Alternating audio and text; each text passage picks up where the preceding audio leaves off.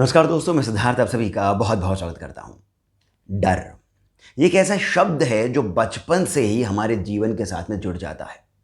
वैसे जब हम छोटे होते हैं तब हमें कोई डर नहीं होता, परंतु फिर बाद में परिवार, समाज, भविष्य हमें अलग अलग तरह के डरों से हमारी पहचान करा देते हैं। और फिर जीवन के अलग अलग पड़ावों पर अलग अलग प्रकार के डर आते हैं जो हमारा पीछा हमारे मृत्यु तक नहीं छोड़ते हैं। एग्ज़ाम में फ़ेल होंगे कि पास होंगे, कॉलेज में एडमिशन मिलेगा कि नहीं, नौकरी मिलेगी कि नहीं, नौकरी टिकेगी कि नहीं, बूढ़े हो जाएंगे तो फिर क्या होगा। जो गरीब होता है उसे ये डर होता है कि बच्चों की स्कूल की फ़ीस कैसे जाएगी, जो आने वाले त्यौहार हैं वो कैसे मनाएंगे। जो अमीर है उसे डर होता है कि ये जो रुपया है ये कहीं कम ना हो जाए। मृत्यु का डर तो हमें हमेशा सताता ही रहता है। रोगों का डर भी होता है। अलग अलग प्रकार के डर हम अपने जीवन में लेकर के आते रहते हैं। अच्छा, ऐसा नहीं कि हम उससे छुटकारा पाने के लिए कुछ करते नहीं हैं, परंतु जब हम ये बात समझ जाते हैं कि इनसे छुटकारा नहीं है, तो फिर हम एक और विचित्र चीज़ करते हैं। तब हम अलग अलग तरह के बहाने बनाते हैं इस डर को जस्टिफाई करने के लिए, इस डर की पैरवी करने के लिए। जैसे कि उसे ऐसे मत बोलो, उसके साथ में इस तरह से बात मत करो, वो बुरा मान जाएगा तो तुम्हारे करियर पर एक दाग लग जाएगा। इस तरह के अलग अलग जगहों पर हमारा जो डर है उसे जस्टिफाई करने के लिए हम बहाने बनाते हैं। अंदर से हमें भी पता है कि ये सही नहीं है। तो बात अब ये आती है कि ये जो डर है इसका समाधान क्या है? क्या कोई परमानेंट इलाज है? वैसे भगवान श्री कृष्ण ने पूरी गीता का उपदेश ही इसी बारे में कहा है। उन्होंने कर्म योग, ज्ञान योग, भक्ति योग इस प्रकार की बातें बताई हैं कि भाई आप ज्ञान के माध्यम से, कर्म के माध्यम से, भक्ति के माध्यम से अपने आप को पूर्णतः समर्पित कर दीजिए। फल की चिंता मत करिए। परंतु किसी न किसी कारणवश हम इस बात को समझ नहीं पाते हैं। अब यहीं पर यदि मैं बात करूं बाबा नीम करोली की, तो इन्होंने भी अलग अलग प्रकार की लीलाएं रची अपने भक्तों को उनके डर से दूर रखने के लिए। आज के इस वीडियो में हम ऐसे ही दो प्रसंगों के बारे में बात करेंगे जिसमें बाबा नीम करोली की लीलाओं के बारे में हमें मालूम चलेगा और ये भी मालूम चलेगा कि इस डर का परमानेंट सल्यूशन क्या है। नीम करोली बाबा के भक्त थे, वे व्यापारी थे, वे फ्रूट्स का बिजनेस करते थे। एक बार जब वे लंबे समय तक कैंची धाम में रहे, तब जब सीज़न बदल गया, यानी इनके बिजनेस का सीज़न आ गया, तब ये महाराज जी के पास गए और महाराज जी से कहा कि महाराज जी अब मुझे जाना होगा, सीज़न बदल चुका है, मेरे बिज़नेस का समय हो गया है।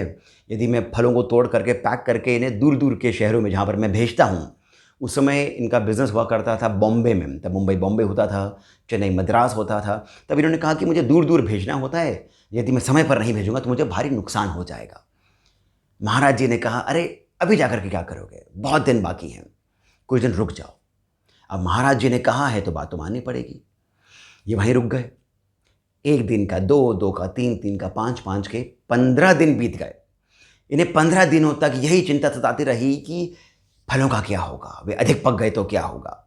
फिर जब इनसे रहा नहीं गया तब ये गए महाराज जी के पास और उनसे हाथ जोड़कर निवेदन किया कि महाराज जी अब मुझे जाने दीजिए, 15 दिन बीत गए हैं, मेरा भारी नुकसान हो जाएगा।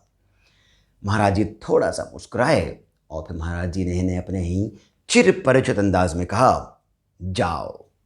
अब जब ये अपने घर पहुंचे तब इन्होंने देखा कि जो फल हैं, इनके कर्मचारियों ने उन्हें तोड़ तो लिए थे, पेटियों में बांध भी दिए थे, पर फल जो हैं वे पक चुके हैं। अब यदि इन्हें यहाँ से बॉम्बे या फिर मद्रास भेजा गया तो जितने दिन लगेंगे उतने दिनों में तो ये सड़ जाएंगे। इन्हें बड़ी चिढ़ मची। इन्हें महाराज जी पर गुस्सा भी आ गया कि क्या फ़ायदा हुआ महाराज जी को मेरा नुकसान कराकर, इतना भारी नुकसान। अब मैं इन्हें बॉम्बे मद्रास तो नहीं भेज सकता, मुझे इन्हें यहीं के लोकल मार्केट में बेचना पड़ेगा। और वहीं पर ही इनके जो व्यापारी मित्र थे उन्होंने कब का अपने अपने जो सामान थे वे बॉम्बे मद्रास अलग अलग जगहों पर भेज दिए थे। ये बड़े दुखी हुए। पर तभी यानी अगले ही दिन इन्हें खबर मिली। तब तक इनका जो सामान था वो लोकल मार्केट में जा चुका था। इन्हें जो खबर मिली थी वो क्या थी कि मार्केट में मंदी आ गई है, जिसके कारण बॉम्बे, मद्रास ऐसे जो बड़े बड़े शहर हैं वहाँ पर जो फलों के दाम हैं वो अचानक से गिर गए हैं, जिसके कारण इनके जो व्यापारी मित्र थे उन्हें भारी नुकसान उठाना पड़ा।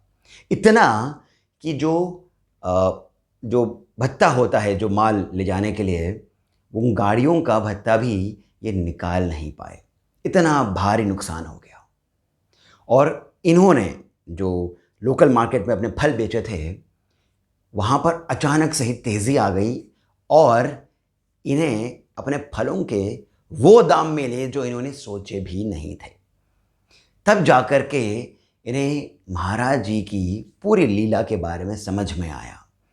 इन्हें समझ में आया कि किस प्रकार इन्हें महाराज जी पर पूर्ण विश्वास नहीं था, और इन्हीं के मन से वो डर भगाने के लिए महाराज जी ने इन्हें 15 दिन उस कैंची धाम में रुकवा ही दिया। ये इस बात को समझे, फिर गए महाराज जी के पास। दोस्तों, बात यहाँ पर इस पहले प्रसंग में यही आती है कि डर का जो एक समाधान है, जो एक परमानेंट सोल्यूशन है, वो है विश्वास। और हमें लगता है कि विश्वास तो है, हम अपने गुरुओं पर, हम अपने इष्ट देवता पर विश्वास तो रखते हैं, परंतु यदि आप अपने मन से पूछेंगे तो आप जान जाएंगे कि विश्वास जो है ना वो कंडीशनल हो जाता है हमारा। यानी जब तक हमें फ़ायदा दे रहा है तब तक हम विश्वास की बातें करते हैं।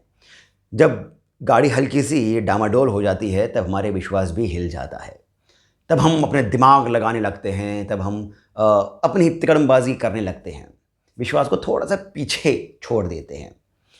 सच बात है, आप अपने मन से पूछेंगे तो बात आपको पता चलेगी। यहीं पर ही अब हम दूसरे प्रसंग पर आते हैं।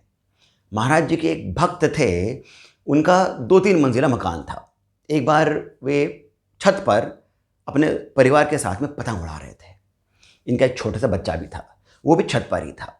खेलते खेलते बच्चा अचानक से छत से नीचे लटक गया। माँ भागी बच्चे को बचाने के लिए, पर तब तक बच्चा 30 फीट नीचे ज़मीन पर गिर गया।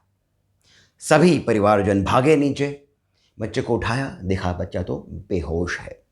तुरंत पास में ही डॉक्टर थे, उनको बुलाया। 2 मिनट में डॉक्टर भी आ गए, बच्चे को अंदर कमरे में लेकर गए।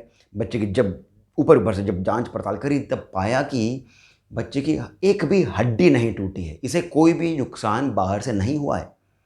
और जितनी देर में वो डॉक्टर देख रहे थे, सब पड़ताल कर रहे थे, इतनी सी देर में ही बच्चा बेहोशी की हालत से हंसता हुआ, मुस्कुराता हुआ, खिलखिलाता हुआ उठ गया।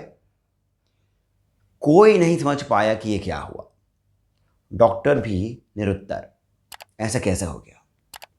सभी लोग अचंभित थे, कोई जवाब नहीं था। 2-3 दिन के बाद में इनके घर स्वयं महाराज जी आ गए, और बातों बातों में ही महाराज जी ने कहा, अरे तुम लोग कितना डरते हो, तुम्हें विश्वास नहीं है क्या कि तुम्हारे साथ कौन खड़ा है?